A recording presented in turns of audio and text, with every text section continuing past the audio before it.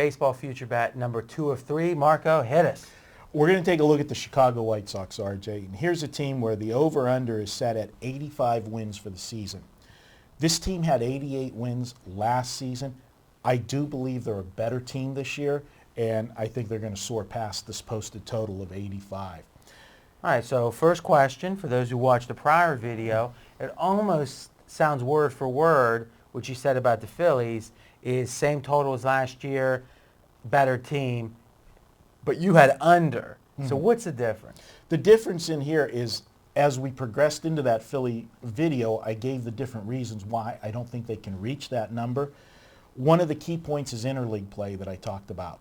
No. I understand that there's a handicap to this, but what I'm saying is that with the Phillies, there was a specific reason that you felt that that low number was trying to tempt overaction, and the reason... Well, absolutely, because Philadelphia coming into this baseball season...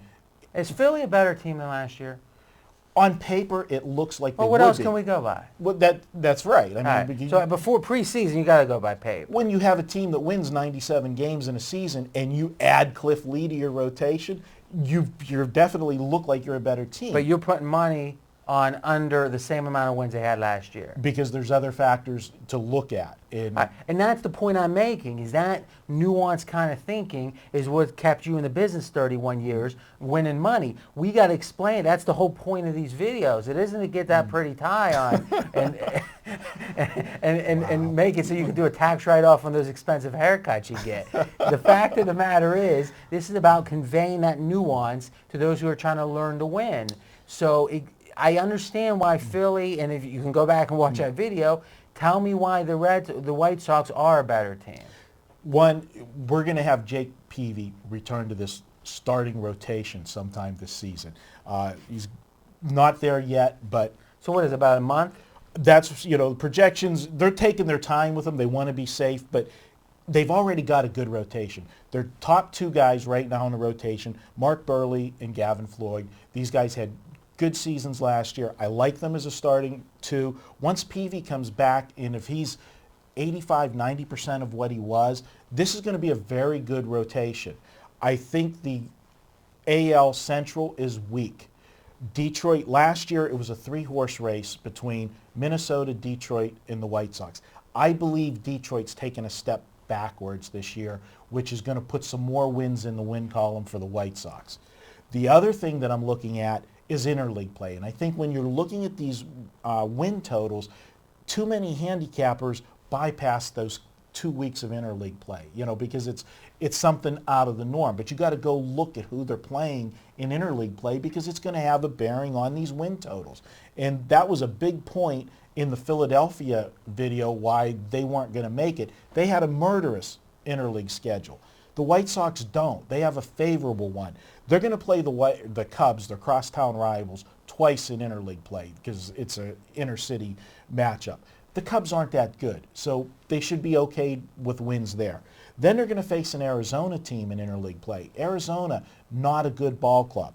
They're going to face Colorado, who's probably the best of the teams they're going to face in interleague play, but we've seen it the last several years with Colorado. They're up and down. Depends what point of the season you catch them on their roller coaster ride. And then Washington's not a good team. So very easy interleague play that I think is going to pad their record for wins, and it's going to get them over this 85 wins. I like your logic here. To me, this is going to seem like it's coming out of left field. This feels like what's happened in the NFL the last 2 years. 2 years ago, there was a sense of that New Orleans, who hadn't made the playoff the year before, was a team right on the cusp, and they were going to bust through the wall the next year. And what ends up happening a lot is that team, the city is excited.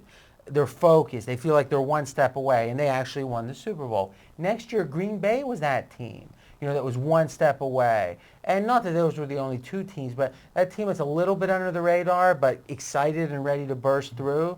I look at the White Sox, and I'm not a baseball handicapping expert, but it feels like they're certainly not. If you look at the futures, where are they on the future list? Well, that's a great segue to what our next video is. Oh, so you're doing but all right, so they're certainly not in the top 5, 6, or 7 there, no, right? No, but they are getting some plays by the Sharps here in town.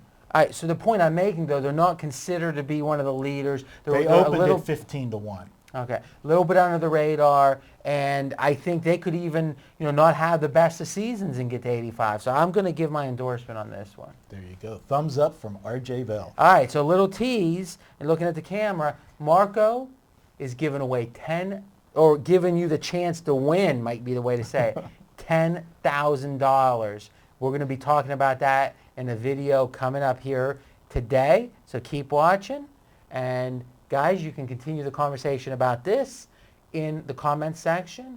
And next up, we got one more future bet. This is a World Series future, and then we'll be talking 10K.